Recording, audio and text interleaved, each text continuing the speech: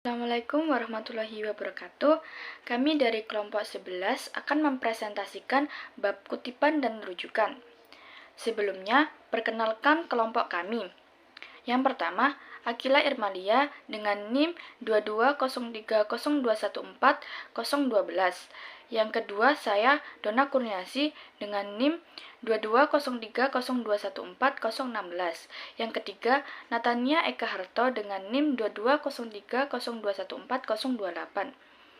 Yang keempat, Rahmawati Tri Iriani dengan NIM 22030214031. Di sini kami akan membahas 4 materi. Yang pertama, kutipan. Yang kedua, jenis kutipan. Yang ketiga, rujukan. Dan yang keempat, catatan kaki. Yang pertama, kutipan akan dijelaskan oleh saya. Pengertian kutipan atau pengutipan adalah mengambil perkataan atau kalimat dari buku dan sebagainya, mengumpulkan dari berbagai sumber. Pengutipan juga diartikan sebagai proses cara mengutip sebuah atau beberapa pendapat dari sumber lain untuk digunakan sebagai data pendukung sebuah tulisan. Kutipan berfungsi sebagai pendukung opini penulis dalam memperkuat pendapat yang dikemukakan dan berfungsi untuk menentukan kadar keobjektifan sebuah tulisan. Dan perlu diingat, proses pengutipan harus dilakukan sesuai dengan kebutuhan. Jadi, kita tidak boleh melakukan pengutipan secara berlebihan dan harus dilakukan sesuai kebutuhan. Dan selanjutnya, baik, di sini saya akan melanjutkan menjelaskan tentang jenis-jenis kutipan. Yang pertama yaitu kutipan langsung, adalah pernyataan atau pendapat orang lain yang diambil sesuai dengan teks aslinya. Pada umumnya, kutipan langsung berisi pernyataan yang pasti dan tidak dapat dimodifikasi redaksinya. Yang kedua yaitu kutipan tak langsung, adalah kutipan yang ditulis oleh penulis dengan mengadopsi pendapat orang yang dikutip dari sumber tertentu.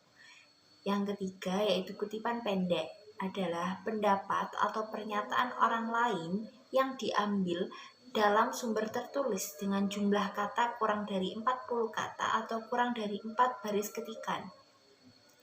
Jika sumber tertulis dengan jumlah lebih dari 40 kata atau lebih dari 4 baris ketikan, itu termasuk jenis kutipan yang keempat yaitu kutipan panjang. Yang kelima adalah kutipan sumber depan. Kutipan sumber depan adalah kutipan yang penempatan sumber kutipan di depan teks kutipan. Yang keenam yaitu kutipan dalam kutipan, adalah kutipan yang diambil dari sumber utama namun teks yang diambil diperoleh dari teks kutipan sumber lain, bukan teks yang ditulis dari sumber utama. Yang keenam adalah kutipan sumber belakang, adalah kutipan yang penempatan sumber kutipan di belakang teks kutipan. Jadi kutipannya berada di belakang, jadi sumbernya berada di belakang kutipan.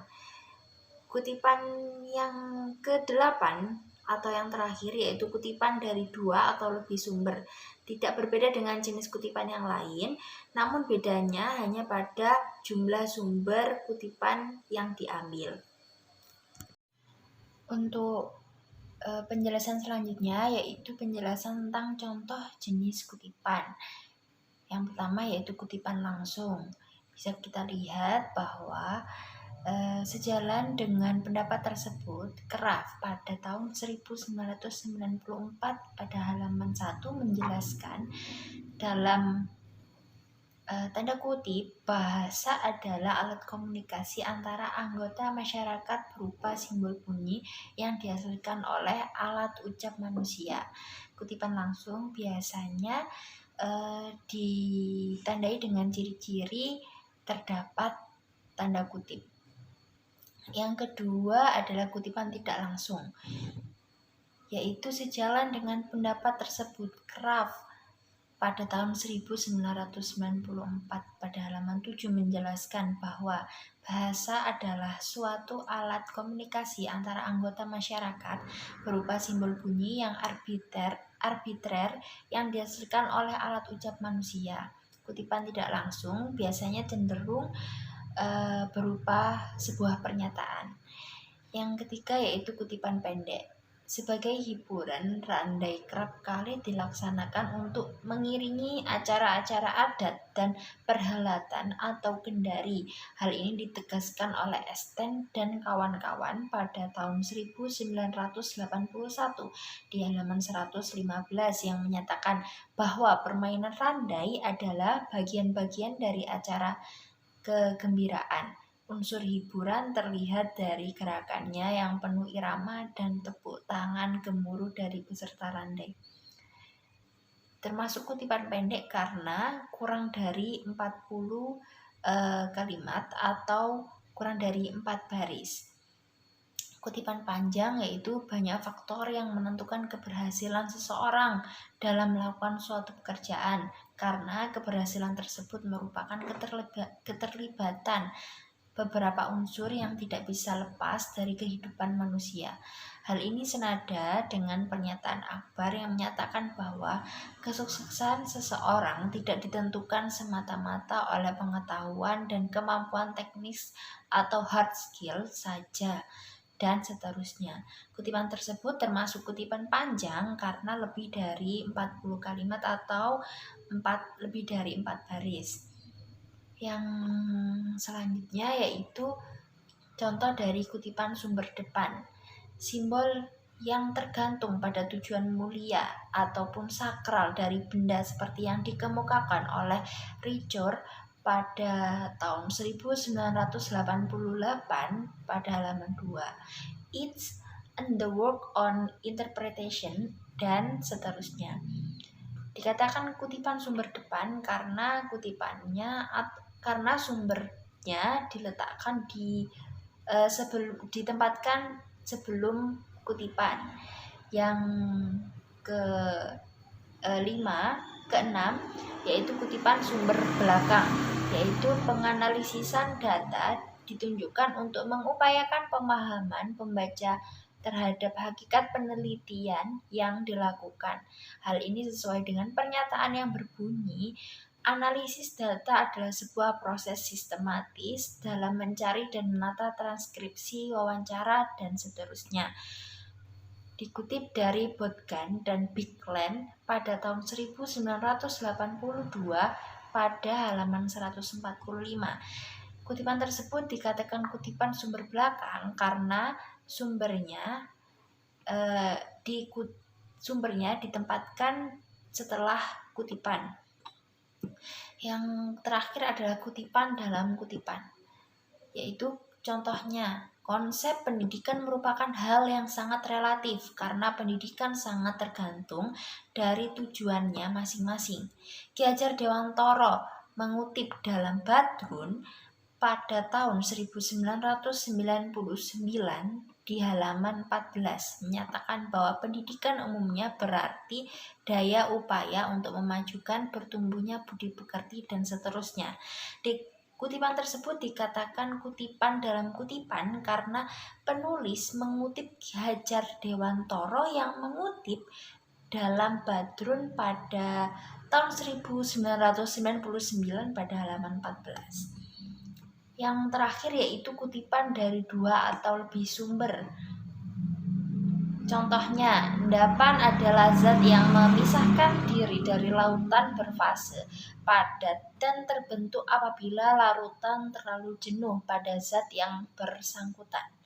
Hanon pada tahun 2010 di halaman 56 dan Suryanto pada tahun 2013 di halaman 51 sepakat menyatakan bahwa endapan bisa berupa kristal atau koloid dan dapat dikeluarkan dari larutan dan seterusnya.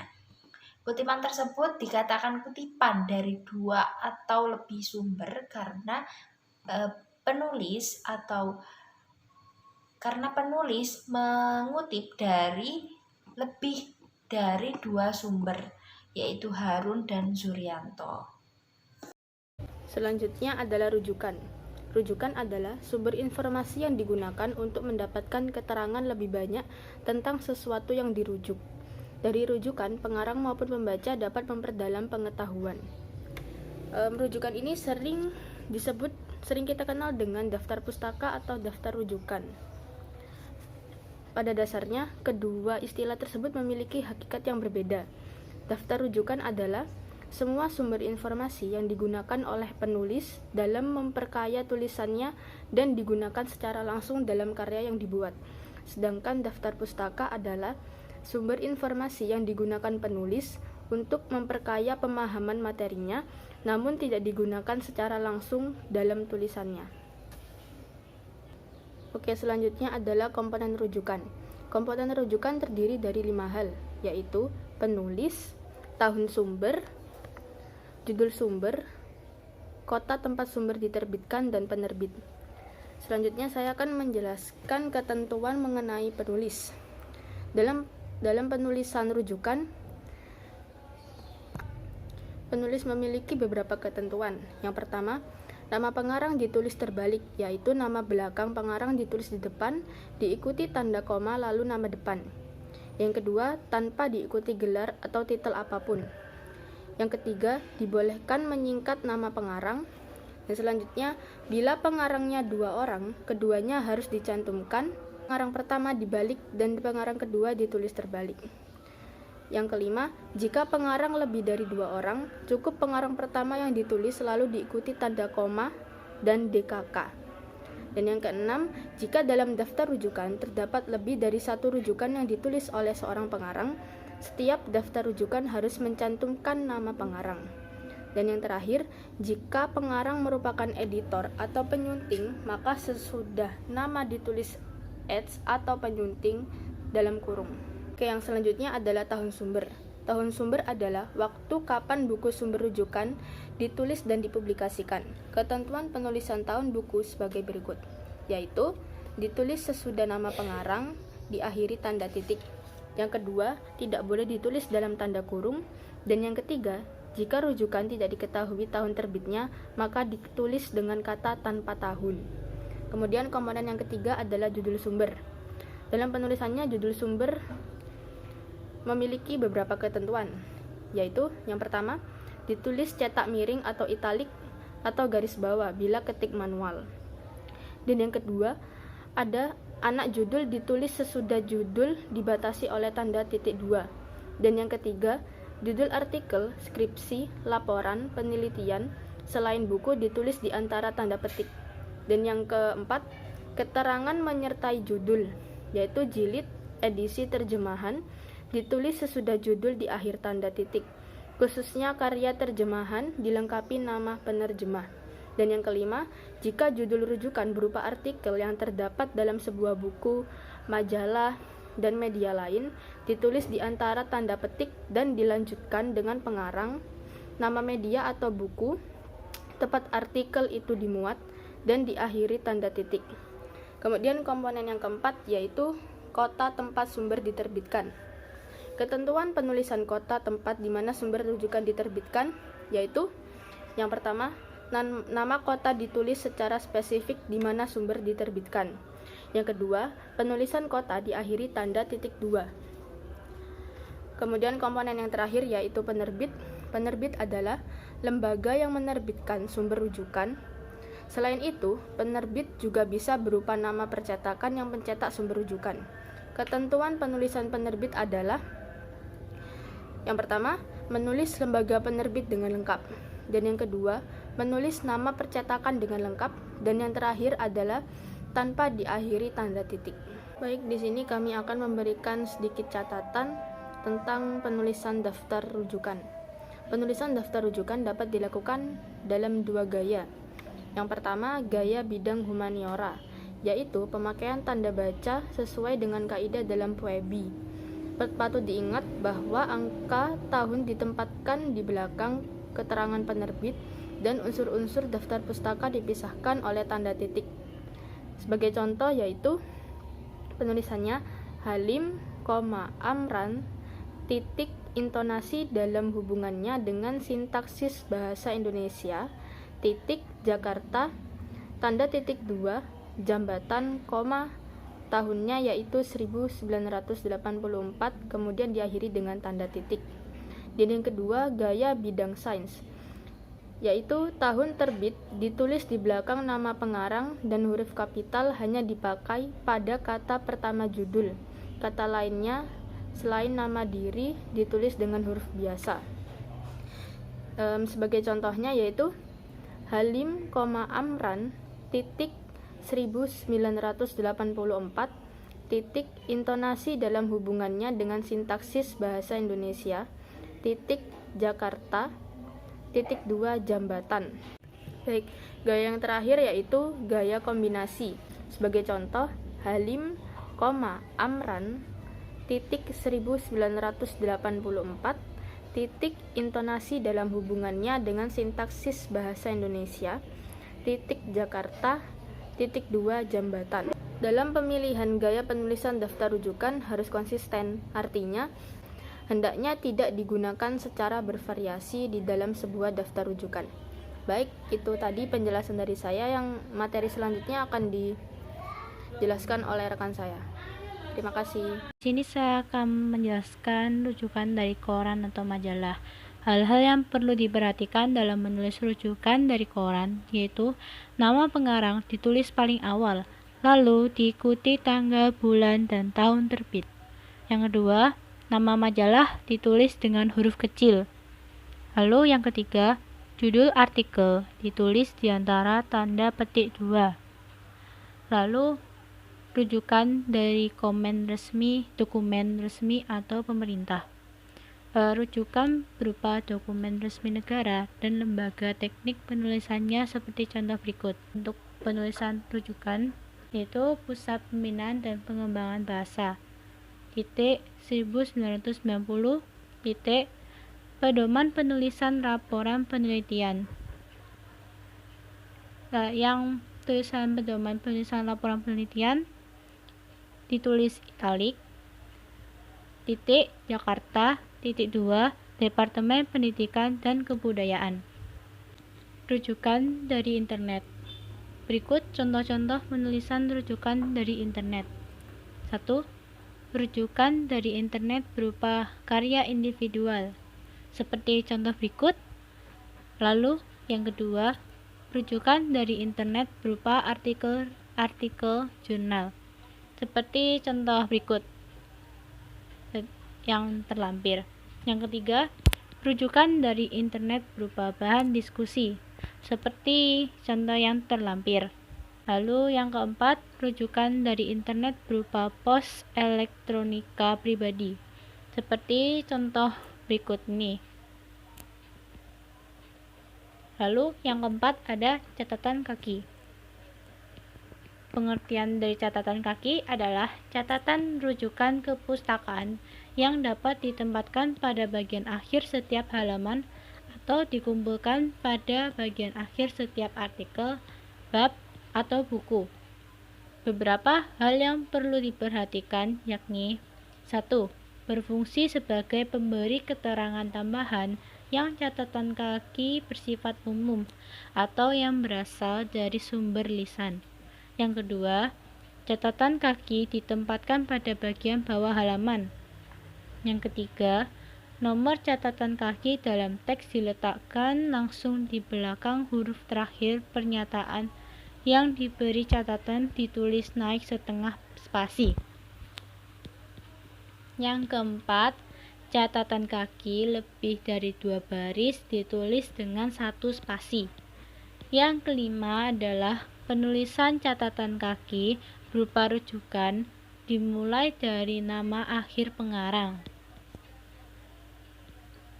Lalu di sini ada singkatan catatan kaki yaitu IBID, singkatan dari Ibidium. Artinya sama yang sudah disebutkan di atas. Lalu ada ob.cit, ya. Singkatan dari Obre Citato yang artinya karangan yang telah dikutip. Lalu sini ada log.cit, singkatan dari Loco Citato yang artinya pada tempat yang dikutip. Sekian dari kelompok kami. Apabila ada salah kata atau kata-kata yang kurang berkenan, kami mohon maaf yang sebesar-besarnya. Terima kasih dan selamat pagi.